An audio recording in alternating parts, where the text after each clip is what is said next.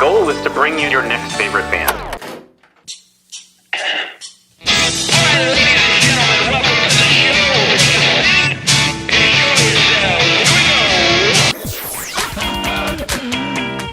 Sweet, that intro is my new favorite band. That's phenomenal. I'm so excited to be on. Yeah. I heard a rumor that you might be able to play that song live today. You heard correctly. Yes. Excellent. So, good enough for rock. I don't know when I rock out here on your next favorite band show. and listen, it's going to be everybody's favorite band. Phil, you weren't supposed to make me get all... God almighty, But this Phil. is why we do it. Like, seriously. I gotta gather myself. All right, go ahead. Okay. Welcome to your next favorite band. That's both the show title and our promise to you. We here at Stereophilia Studio are tireless in our pursuit of finding incredible, genre-defiant artists who are either a hot up-and-coming band or a group that has been delivering for years but have flown under the radar.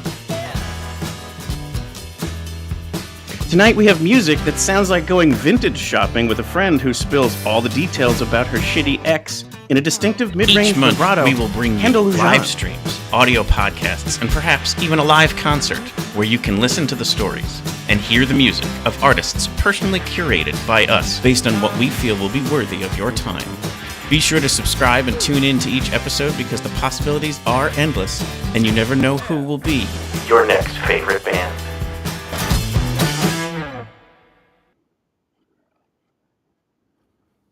Hello, everybody. Welcome to the show. I am your host, Philip Reese, and you are listening to your next favorite band. We've got a great one for you today for your consideration as your next fave band, Kendall Lujan, out of Portland, Oregon. She's got some incredible music, just such a new kind of sound and take on singer-songwriter type stuff, and can't wait to dig into her catalog with you all and hear her backstory. But first, before we bring her on, did want to take a moment to once again kind of promote Listen to the Dissonance, which you've heard me talk about a ton. It's got 2 nights this year, actually a night and an afternoon. And if you haven't gotten your tickets yet, definitely check out our webpage and our promotions about that. So it's Friday, February 28th, Saturday, March 1st. So Saturday night, doors at 6. Friday night, doors at 6. Saturday afternoon, doors at 1:30. And 4 great artists, as you know. And so, but tonight what I wanted to promote was next week's episode is going to be on Tuesday night, not Wednesday, to give us more time to promote the event. And we are bringing on some really special guests. We always like to spotlight Backline. Backline is this wonderful organization that's actually out of Portland, Oregon as well, just like our guest from today, that provides free mental health services to the music industry. And we're going to spend some time talking with clinical director Ari Jacobson. We also have a musician on, Dan Whitener. He is still is part of Gangsta Grass. He's their banjo player. But he no longer tours with them because he's gone back to school to study to become a therapist and will be focused on the music industry. And then lastly, we also are bringing on Rhonda Miller of the organization Speak Up for Ben. Ben was her son who struggled with addiction and unfortunately died from substance abuse. But she talked about harnessing the anger and rage into a positive way and creating nonprofit that would advocate for. You'll listen to it, but in essence, it was kind of making sure that the pharmaceutical industry does things right, and also fentanyl is trying to be battled, obviously, in the streets and everywhere coming into the country. But she also started the Oasis Community Center, which is the first of its kind that focuses on the family, the support group of the person who is going through the addiction struggles. So it really helps them while that person is going through any kind of therapy, but also the grief afterwards, if there is the tragedy that happens. So just 3 special guests. I really hope people tune in for that. We're also going to intersperse the music of the 4 musicians who are part of the lineup: Brittany Ann Tranbaugh, Brian Walker of A Day Without Love, Cass Noel, and John Worthy. So it'll be a really cool night to kind of really dive into this theme of songs and conversations about mental health and really get us ready for the event happening Friday and Saturday next week. So really hope you tune in for that. But for now, let's get to our guest, Kendall Lujan. We're going to play a song here that I think you're really going to love. It's called Forget Me Nots, and the knots is Knots, so make sure you have that right if you go in search of this song. But we'll play this, we'll do some bio, and then we'll bring her on the show. So enjoy Forget Me Nots by Kendall Lujan.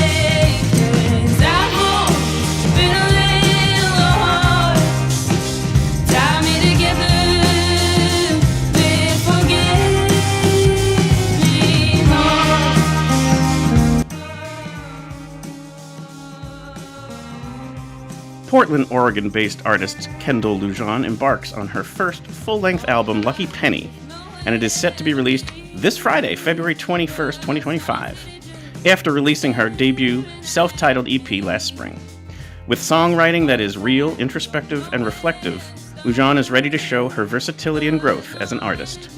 Gaining attention from NPR's Tiny Desk, MTV, and winning the John Lennon Songwriting Contest, recently voted one of Portland's Best New Bands of 2024 by Willamette Weekly.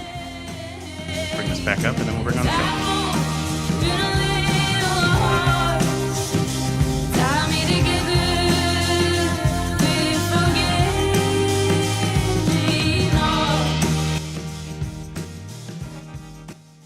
Welcome to the show, Kendall Lujan. Hi. Thanks. Hello there. So, tremendous music.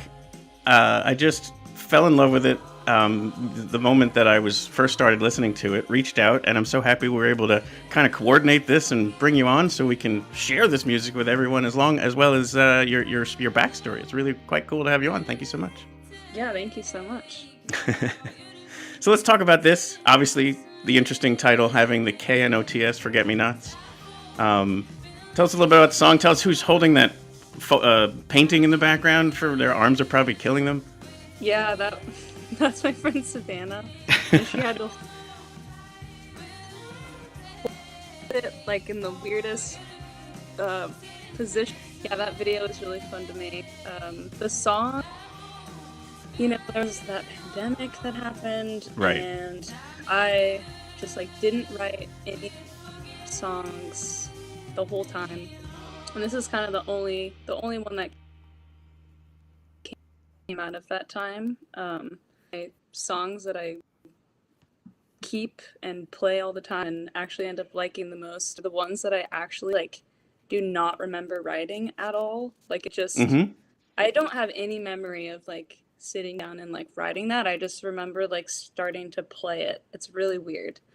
But yeah, I think it was just being that's pretty wild though, to think that it was just always there, it was in the ethos. It was just there, which sounds kind of wooey, but honestly I don't remember writing it at all. Well, as creatives are always got that wooey factor to them. Ooh, yeah.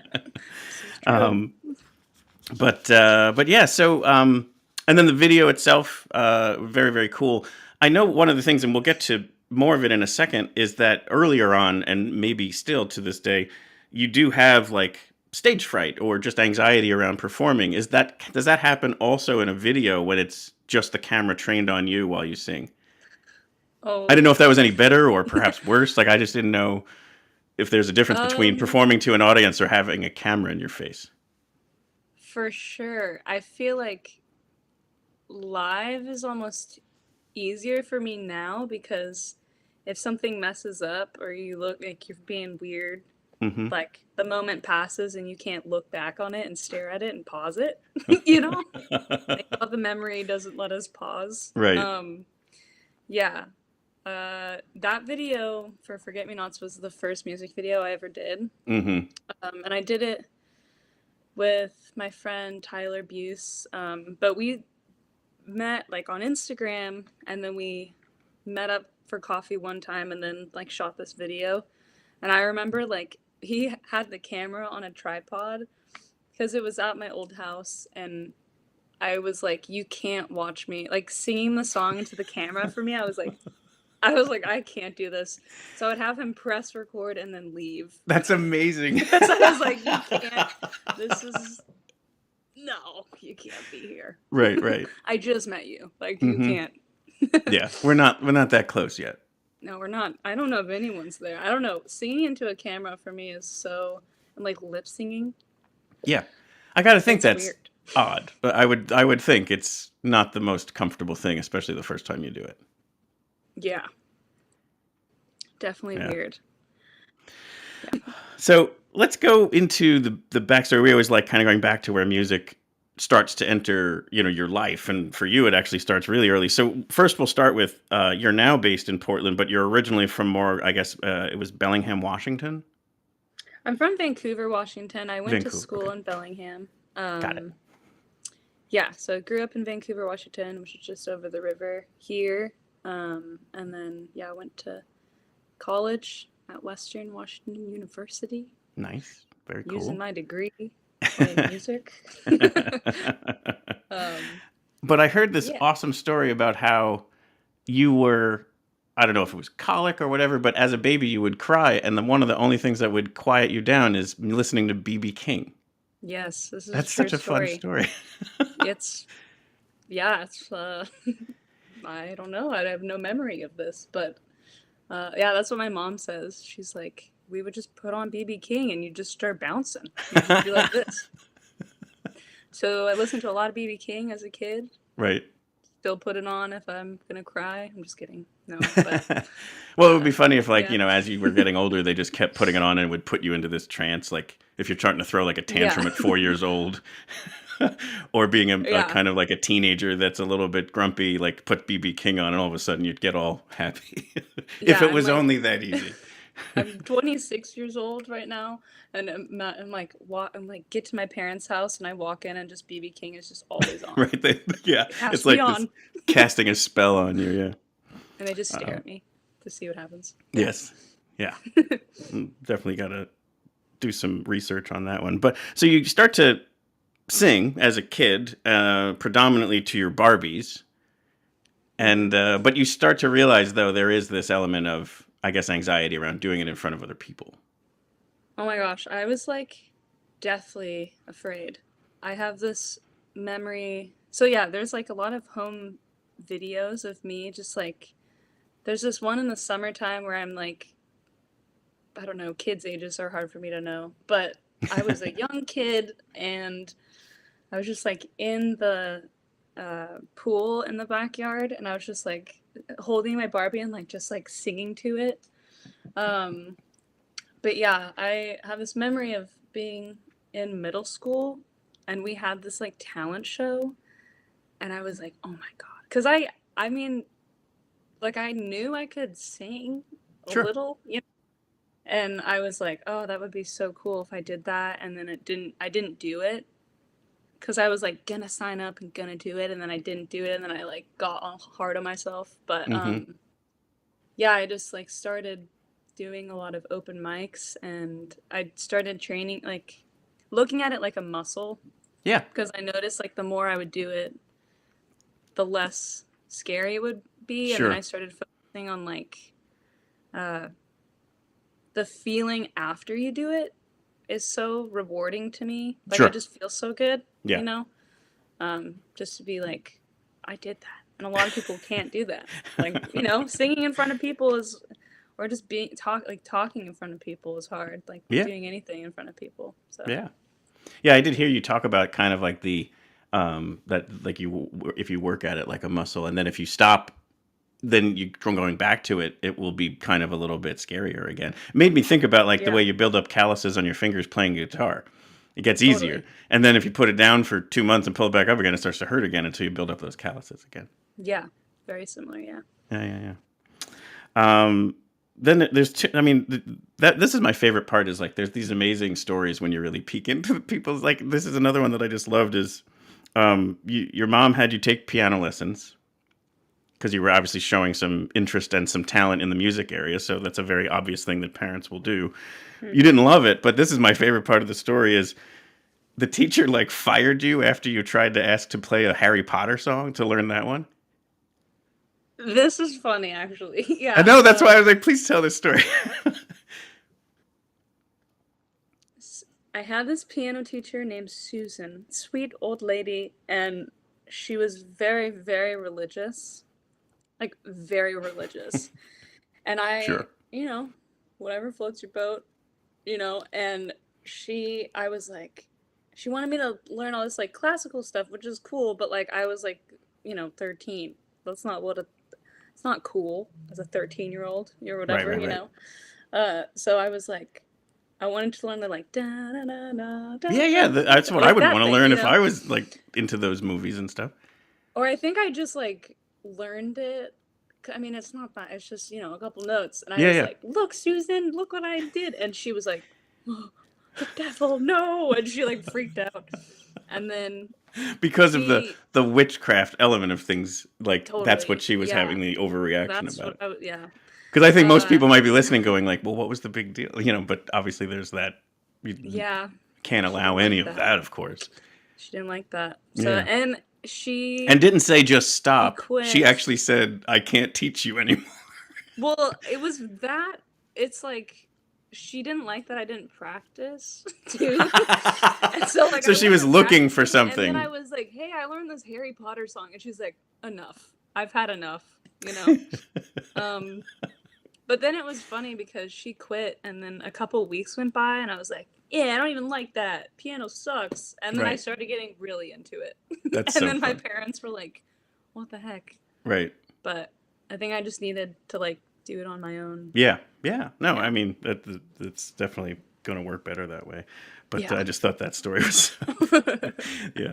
The other one is when you were 11, your dad and you were out shopping and you recognized Carlos Santana in a store. Yeah, my dad loves this story. We were in San Francisco as a family, and I didn't know. I mean, oh wait, this is a segue into another funny story. Yeah, do it.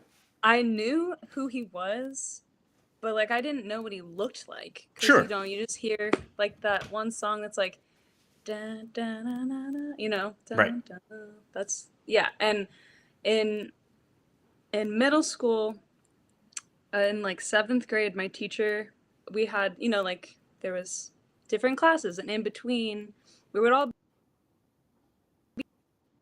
be in the same room for all the class, a minute break in between. And so in the beginning, she was like, "We need to one song that we will listen to in between each class every day." And it was that song. And that song started to make me feel crazy because I would hear it Sure. like 6 times a day. And not And only that, then- you'd feel like, did time even pass? Like, am I on Groundhog Day? Like, you know, just keep having the same experience over and over again. Yeah. It was really listen to it every day, 6 times. But then yeah, and then I saw my dad was like, "That's Carlos Santana. It's like that song that you listen to 6 times a day at school." I was like, I kind of hate that guy, but that's awesome. It'd be amazing if you snapped and like berated him in a store. No, it was You're really ruining cute. my life. Oh, and then my dad was like, "Oh, this is my daughter. She likes to sing," And then Carlos Santana, he's like a very intense guy. He like looks at me and he goes, "You must turn charcoal into diamond." And as a kid, I was like, Kind of okay. weird. And then he was like, "Listen to Etta James." And that's all he told me. But I thought that was really cool. That is pretty cool. A little poetic, a little mysterious, and a little then cryptic. a little. And ladies and gentlemen, Carlos Santana. That's another great. I mean, also, did that inspire you to keep after it, or was it just kind of like a thing that an 11-year-old kind of thought was weird? Like, was it something? How did it land for you? I guess I was curious to know. I guess I don't know. It wasn't like an intense moment or anything, but I remember like I would constantly think about. I don't think it was like who said it, but I think honestly the turn charcoal into diamond thing is kind of awesome. Yeah. Because I don't know, it just like kind of stuck with me, and I would be like, sometimes I feel like in songs it matters what you're saying, but you have to like really believe in what you're saying and Sure. singing about. Yeah. So yeah, just like taking nothing and turning it into something, which Yeah. I thought was really cool. That's very cool. Maybe it'll be an album title down the road for you. Maybe it's gonna be called Carlos Santana. Right? He's like, what the heck? Yeah, people would be like, "Wait, what album am I Wait. buying?" He sounds different. Yeah, that's funny. So the next part, I guess, is in order for you to feel comfortable to sing in front of people, you did feel like you wanted to have a prop, if you will, an instrument that you were going to play. So you start to turn to the guitar. Mm-hmm. So does that happen? Is that high school? Is that college? Where do you start to navigate that one? That was like right before college. Mm-hmm. My parents got me like I think 3 or 4 lessons at like this local guitar shop that was by my house. Mm-hmm. And I remember like my dad got me this acoustic guitar, and it was like sitting on this music stand during my first lesson, and then like I meet this guy and to teach me, and he's like, "Okay, pick it up." And I was like, or like literally didn't even know how to pick it up. Sure, of course I not. picked it up wrong. And then I was like, oh gosh, this is going to be a lot of work. But yeah, I started that, took a couple lessons, and then went to college and taught myself. Yeah. What's interesting is watching you play, you do look like somebody who's played for a long time. Like before I researched. So I'm like shredding. That's right. Well, I mean, there's a comfort level to this, and I was almost going to expect to see your history being where you started out as a drummer, like the way that you play the guitar and write your songs. It almost has this syncopation to it that, like, I think the drumming that ends up coming in there is very interesting and different. And it's like the structure of the song just invites it to maybe go to these places. And I just thought, oh, she's probably a drummer in her history, and then I'd find out that you're not. Interesting. Yeah. Yeah, because I started.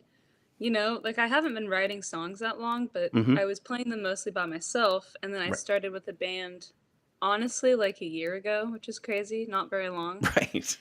I mean, I recorded these songs prior, but I write a lot of songs in like 6/8. Sure. And like, and like I That must don't be what I'm really picking up know. is these weird Yeah, time I just, like, I signatures. don't- Yeah. That's just kind of like how I don't know why I do that. Well, I guess you're writing it, not choosing that. You're just writing the song that you hear in your head. Yeah. but Kinda like that's what you talked what's in about my head before, for and some- yeah. It was just always been there, and you're just making it come out. So, like, that's what's interesting about music theory when you're not trained on it is you do these interesting things, and then you learn about it in reverse. You're like, oh, that's why that works. I need to learn more about it. Yeah. Yeah, 'Cause yeah. I But don't know. don't lose the creativity. Like that's the dangerous, the balance that you have to strike is to That's make very sure that true. by learning things you don't then you don't do it that way. But if that's what you're hearing, you'll figure out a way to make it reality. Yeah, or you're like, I can't do it like that because that's wrong. Right? You Yeah, I know? hate that. Yeah. So Most maybe people I'll say just that doesn't I'll happen. just stay uneducated. Yeah. Well, it is funny that people are just born to do this. Like, you're just, meant to, like, from obviously the earliest days, and even the universe putting you in front of people like Carlos Santana is saying, let's nudge this, this musician to that path. Yeah, it's actually Now I sound wooey, but still. This is also a wooey thing. So my mom was pregnant with me, and my grandma's very spiritual, and she had this dream. Like, as my mom was going into labor with me, she had this dream that there was someone on stage singing with like all these bright lights. Wow. And then she woke up to a phone call from my dad being like, she's going in, like she's having the baby, and it was me, which was really weird. Yeah, that is super cool. Yeah. That was whatever spirit was entering the world. Oh. There you go. Very wooey episode we've got going on. Who knows where we're going to go to next? Just wooey. But we'll just go with it. It seems fun. Yeah. But yeah. So this also kind of pivots to what you were just talking about. The first time you ever play your own original music is like, not only were you writing it, but like this is now you have it this whole time after you moved to Portland or right before you moved to Portland. Like yeah, you don't. I played one. Like, I had been writing, because I started in, like, cover bands and stuff. Like, in college, I was just full-time in a cover band. Sure. Which was an awesome job in college. Yeah, awesome. And then... What kind of music was it? Well, quick tangent. What were you covering? It was a funk band. Very fun. We were called Baby Cakes. It was awesome. There's still a band in Bellingham. So nice. Very cool. If anyone's listening that lives in Bellingham. Where was I going with this? But then I started writing my own songs, and I was really nervous about it. And then I played one show at like a house show in Bellingham. First time ever playing my own songs, and then COVID happened like 2 weeks later. So I didn't. Yeah. So then I moved to Portland and just like started. I mean, I was already starting from scratch, but I was like moving to a new city too. So yeah. So first, let's ask a question about, so that first time you're performing it with having also kind of performance anxieties, how that had to really be difficult to overcome that to then get the song out. Yeah. I don't really remember a lot of it because I feel like that's what blacked my brain does. You know? Yeah. But yeah, it was a really cute show. I remember it was like a smaller crowd, but honestly, even now, like, I get more nervous for smaller crowds than bigger crowds. Oh, I totally understand that one. You know? Because you get more anonymous on a large crowd. Yeah. It's just like a blob. Yep. Yeah. But... Or if, like, you know people in the audience, you're like, crap.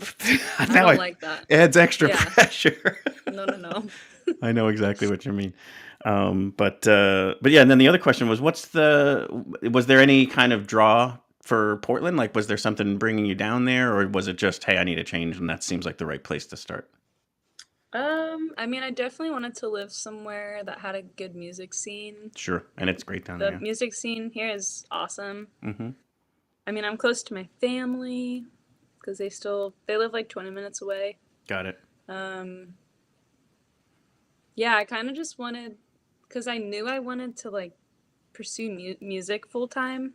You know, and getting out of COVID and stuff, that was harder. But now that we're getting farther away.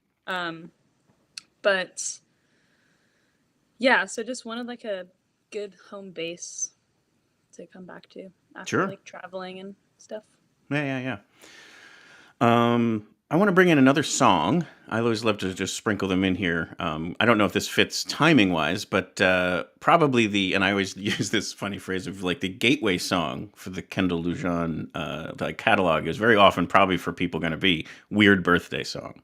And it's a great story and it's a fun video. So I'll bring it in here, and then after like the first verse or whatever, we can lower it down and start talking about it. But here, check out Weird Birthday Song by Kendall Lujan.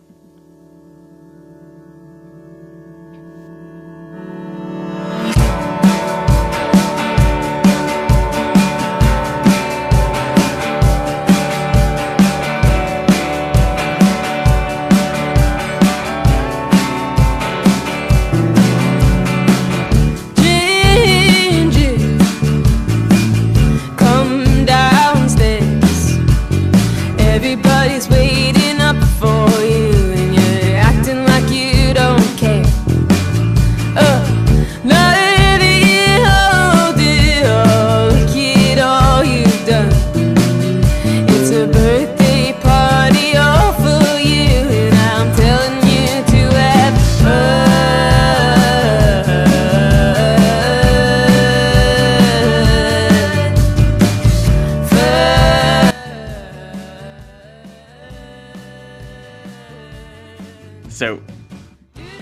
here's Ginger, a fictitious character you created who Yep. doesn't want to celebrate her birthday, Mhm.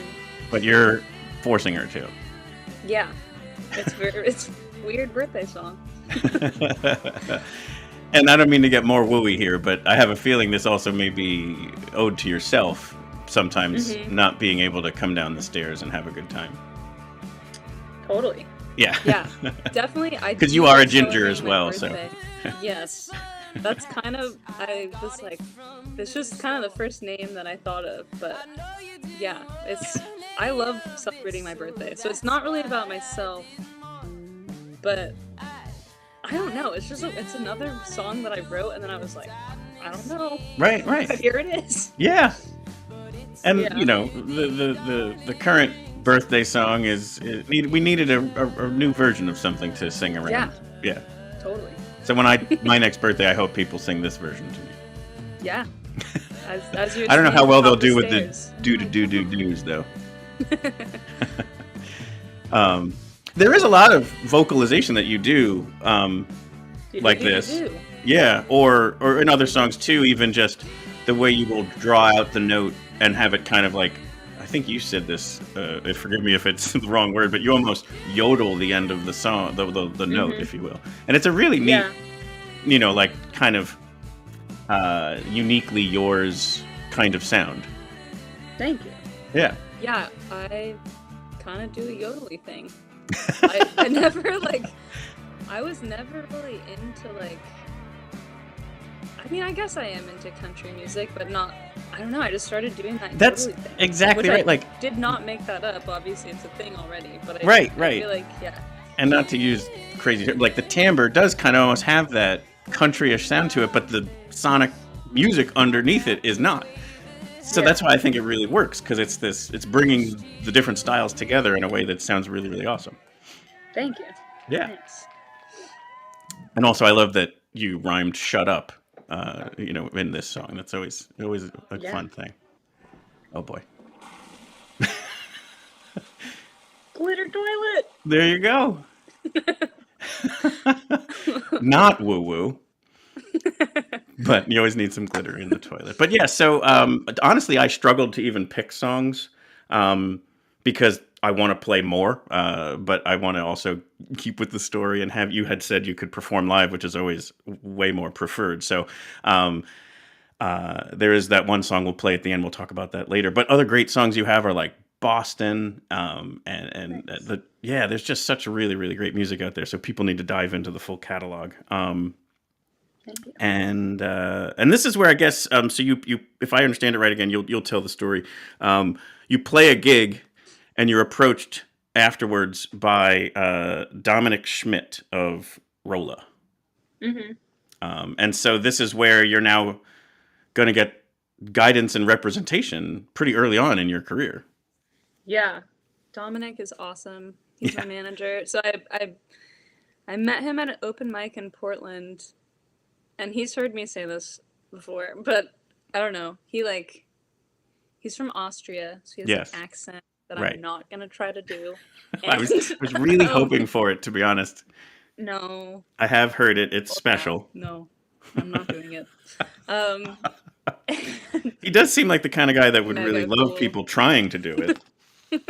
He's been working on his American accent. It's actually, he's like, oh yeah, we're going down to the country and then we're gonna go. And I'm like, that's not what I sound like, dude. I hope not.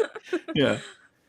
That's awesome. Yeah, but I met him at an open mic and I played one of my songs and we had a meeting like a week later and he was like, told me about Rola and how he brings people to Europe. And so we started working together on that front, and then he was like, show me all your songs. And so I that's a good question. SoundCloud, yeah. He came to an open mic. What did you play that hooked him? Like, what was the song that you performed that he wanted to talk to you more about? I played a song. It was on my EP. It was called Another. Just a slow little ditty. And then we were in the studio, I think like 2 months later, and recorded my EP together. So it was like super fast and awesome. And Yeah. he's been like, he's helped me in so many ways. It's crazy. So he's Yeah, awesome. because he also is like the producer on it, isn't he? Like, didn't he know Mhm. like what? Yeah, not he only just how to. produced all of my Yeah, stuff. he doesn't do just the booking management, but he's also doing the music guidance as well. He's obviously multi-talented himself. Yeah, definitely. And like you said, let's talk about that too. Like the first offer is to book you through Europe, and again, with what how you've navigated this and the other elements of perhaps having like some sort of performance concerns, now you're going to up and pack to go to Europe. Like that's got to be super like, whoa. Yeah, it was luckily like a year later it kept getting pushed off.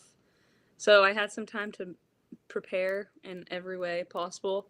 But it was my first tour, my first time leaving the country other than like Canada. It was my first time renting a car. It was my first time playing that many shows in a row. Yeah. It was just like a lot of things all at once, and it was really intense, but awesome. Yeah. And really hard. Yeah. But now I've gone 4 times. I was going to ask how many times. Yeah. Yeah, I'm going in 2 weeks. Yeah, and you're about to leave. Exactly. Yeah. And so that's incredibly. And then the other element that I love, this is another fun story. You had talked about how in many places they speak English, but not incredibly well. And so it helped you hone your performance because you couldn't rely on either hiding behind a joke or or like just simply banter was impossible. So you had to be a good performer. So like I thought that was a really neat observation of that whole time. But then you also talked about how like you would tell a joke knowing that no one could understand it. And then That was really funny. That was, yeah, like more the first time I went, I was playing kind of in the middle of nowhere. Right. And like I was staying with people that lived there that like didn't speak any English, like very, very little English. And we would like be playing charades at dinner. It was really funny.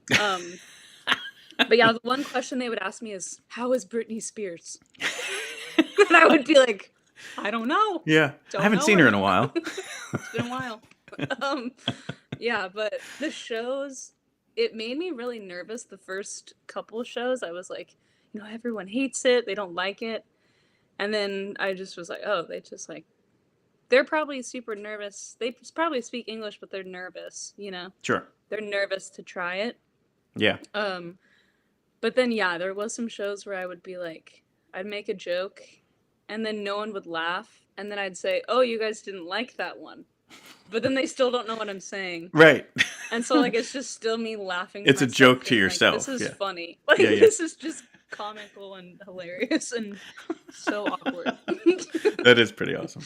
And the other thing I think that I thought was interesting is you had said over there, even if you're performing in a bar, everyone pays attention versus over here where everyone's still carrying on their conversations or not really paying attention to the musician.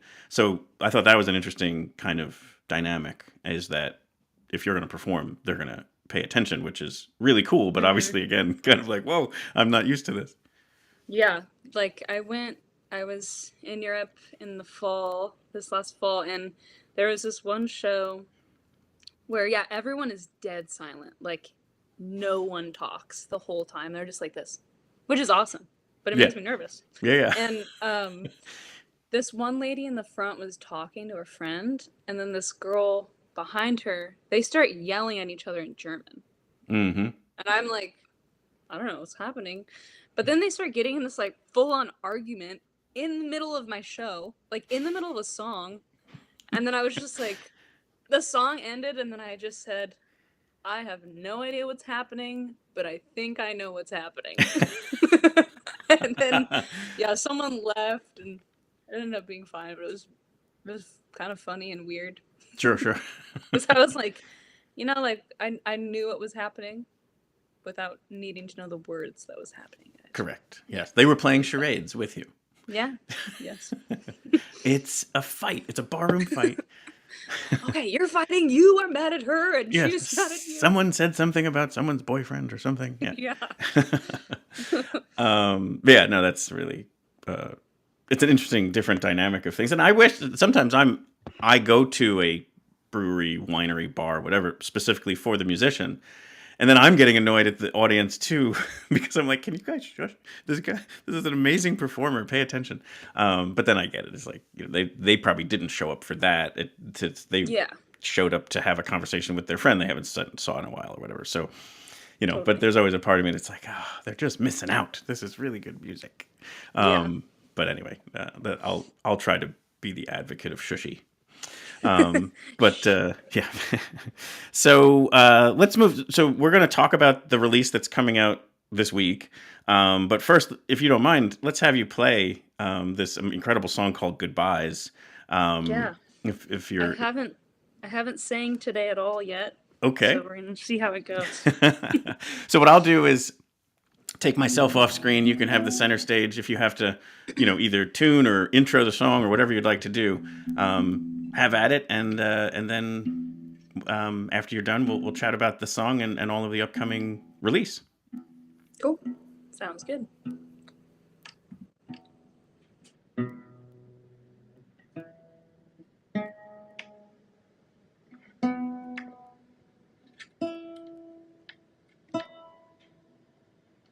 Okay, the song is called Goodbyes, but Don't Leave.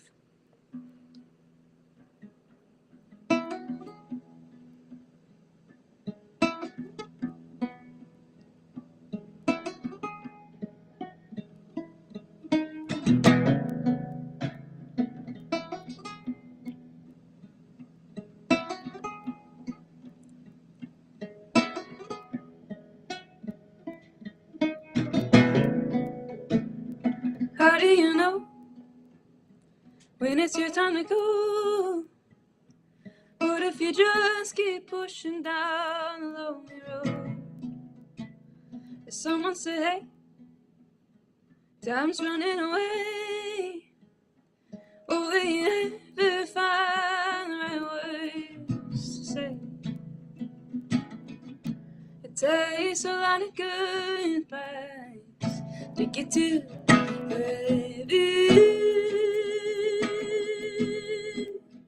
it takes a lot of good cries and goodbyes to get to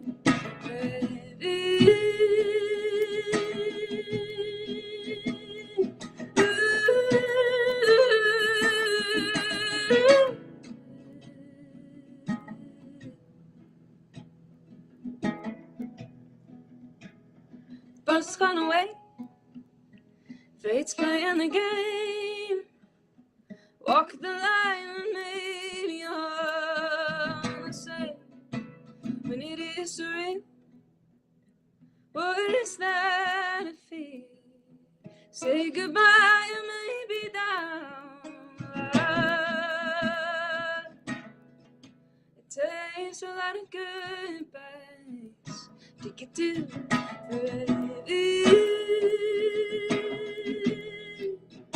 it takes a lot of good cries to get to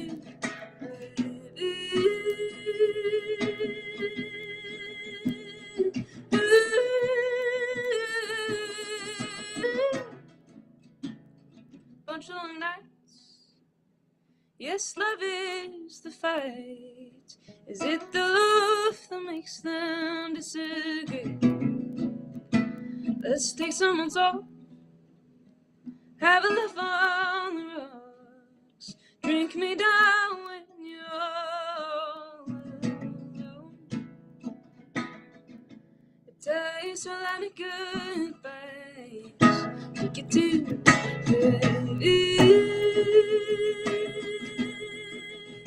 it takes a lot of good cries to get to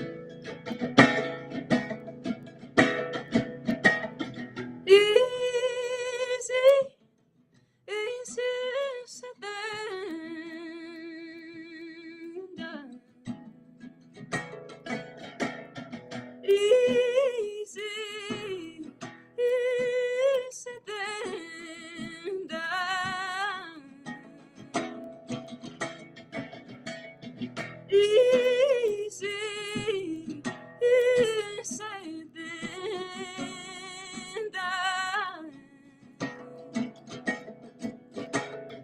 Easy, easy than that.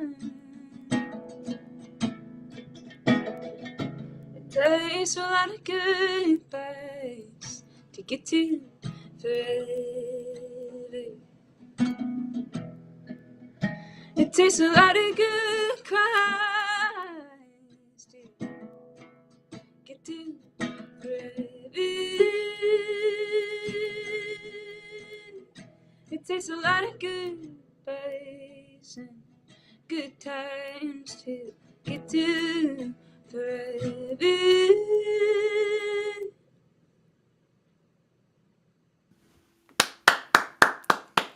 Thanks. Oh my gosh, that is such a beautiful song. I'm so happy Thank you. that you've overcome any performance anxiety because it allowed music like this to get out there in the world. I mean, Thank just you. awesome. I love it, and I hope that you feel good about it too because I think it's amazing. Thanks. The song takes a lot of goodbyes to get to forever. I mean, it's not hard to necessarily peek into that, but was there anything in particular, like about, these are obviously where certain doors have to close before others open, and eventually finding, I guess the path that was meant for you or the people who were meant for you. Exactly. Yeah. Yep. Yeah. But it's a gorgeous song. Thank you. Yeah. Thanks so much. So the album comes out this Friday. Mm-hmm. Years in the I making. have it right here. Yeah, do it. Show it. Yeah. But Lucky it's probably Penny. flipped, so you Yes, can it's a imagine little it's, bit like, weird. flipped. I was going to mention that you're not a lefty. We've got one of the things about the things about the video software is it mirrors things. Yes. So, but yeah, called Lucky Penny. Let's do it this way. Oh, very cool. And then I have a little penny. There's a little penny guy. That's so fun. Look at Yeah. that. What I'll do is I'll actually bring up your site and we can kind of reference it that way. Cool. It won't be flipped. So here is KendallLujanmusic.com, offering obviously tidbits of info so we can find out where you're going to be performing. Here's all of what's funny is whenever I see a list of like shows and I see this, I'm like, wow, she's doing a lot of shows in Delaware. And then it hits me. It's Europe. So Just love Delaware. yeah, it does. But sometimes it takes me till an NL, and I'm like, "What state is that?" But no, we're That's talking fun. about Denmark and the Netherlands. And Phil, you're a knucklehead. But anyway, but we do have a Portland, Oregon show to do the album release, which is very cool. So that is this Friday. So if you don't already have, is it sold out yet? I mean, people got to get their tickets, I'm sure, because of local celebrity in 4/6 time singing woo woo music. Yeah, it's gonna be a wooey show. Yeah. Did you invite Carlos I don't Santana think is the it's- big question. Carlos Santana he's on the list. He's I don't on know the if he'll guest show up. list. Here He's it on the is. guest list. I don't know. He might not show up. Yeah. Well, he's a busy guy. But here's the album in not mirrored. And a very cool setting. These this whole room that you're in is very neat. Awesome Thanks. sofa and stuff. But there's some press. You can join the Patreon. We always talk about, obviously, the merch that is over here in this shop is obviously one of the best ways that you can support the artist. So this is obviously a place to come to if you're liking the Kendall Lujan experience. Definitely come here. But another great way to do it is to join a Patreon. So that's here as well. And then, of course, the shows. So tell us about the release this coming Friday. Anything you want to share about that, and then hopefully the U.S. tour that's obviously in the future as well. Yeah, I am so excited. This album, we recorded it like almost 2 years ago, so it's been like a long journey. But yeah, and then it's been done for a long time, but then we just kept like pushing it back, which is what happens. But I'm super excited. It's 10 songs. It's all like full band stuff. Very cool. Kind of rock and roll a little Nice. bit. Yep. But yeah, worked super, super hard on it. Just had a lot of my friends play on it. And yeah, release show in Portland on the 21st. And my friend Matt Dorian, he's an amazing musician. He's going to open up the night. Yeah, just working really hard and wanted to be a really fun show. So That's awesome. So yeah. cool. Nice. And then off to Europe. Mm-hmm. And Yeah. is this now your 5th, or will be the 4th time you're going out that way? This. Sorry. I don't know. I didn't know that think was it's going to be the fourth. hardest question I would ask. Yeah, you really stumped me there. I think it's the 4th. Okay. Because I So- did one that's like a short one, so that's why I get confused. Right. Where I get to the question in this was, is it at some of the same places? Like, are you now developing a little bit of a following there by hitting up some of the same venues? There is a few of the same cities, a few different ones. Yeah, people in Europe are just so sweet and awesome. Right. Like, I never thought I would ever, be playing in Europe ever, especially for my first tour. But then, like, I went back in the fall and there was, like, people there that were, like, singing the lyrics, which was, That's like, fun. really crazy. That is really fun. And I sold out my first show, which was really cool. That's awesome. But yeah, a little bit of the same thing, a little bit different. So, Got all it. around. Yeah. And then, is there going to be U.S. Tour as well when you come back? Yeah, I'm gonna do a U.S. tour in the fall, Okay, I cool. believe. It's not booked yet, but we're working No, on it. I hear you. Yeah. I hear you. There's no promises, and again, my hope But here I obviously is. promise. No if there- promises, but I promise. Yes, I also know that it's difficult as a musician to fit the full country, and so a lot of times, if you're in something like Oregon, you're going to stay more West Coast. But I will keep my fingers crossed that there'll be some East Coast dates as well, or at least something I can get to. Yeah. I hope both coasts. Yes. Maybe not the middle sandwich stuff, but the breads. Yeah, leapfrog over that Yeah. the flat part of the country. Yeah. But cool. Last thing I wanted to do was mention the song. So we always play a song after the credits to give like a continual kind of vibe of the artist. I've basically started to make it the track that I enjoy the most by this musician. And the one that I chose for you, just the one that always catches my ears when I'm just have things kind of on shuffle, is the song Time. So I kind of wanted you to maybe speak to that since we'll play it after the credits roll. Yeah. This is an interesting one and a really fun one to play live. But I wrote it about, okay, a lot of these songs I wrote like 4 years ago, 3-4 years ago. But there was someone in my life that was just wasting my time. Got it. And I wrote a song about it. But yeah, it's kind of, I guess the recorded version isn't as like rock and roll, but when we play it live, it's pretty rock and roll. Oh, cool. I do yeah. like when things are slightly different live versus recorded, but the recorded one is just gorgeous. Like it's just so Thank you. really beautiful. So I'm looking Thanks. forward to sharing it here. I did watch you have a performance of the song from your So Far appearance. That was like the first week I wrote that song, so I think it's different.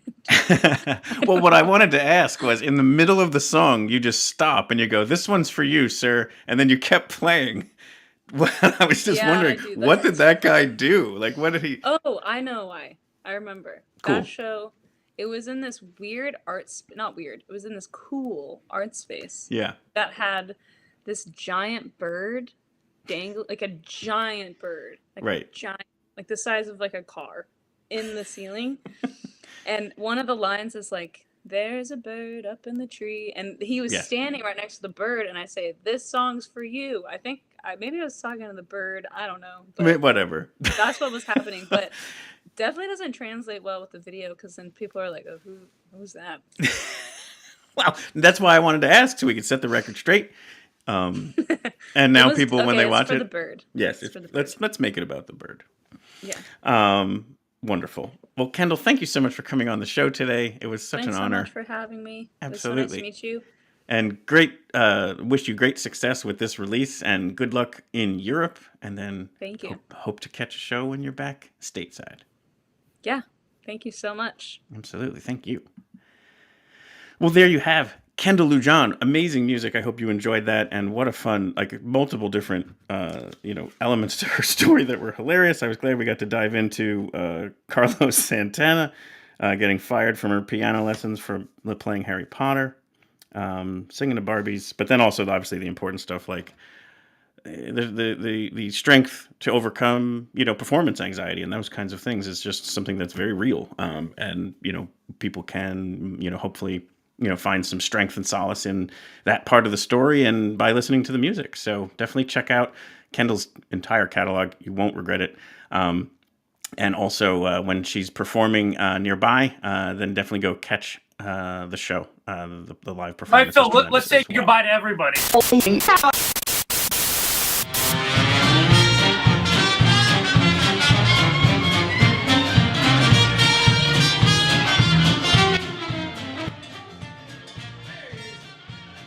We hope you've enjoyed this episode of Your Next Favorite Band.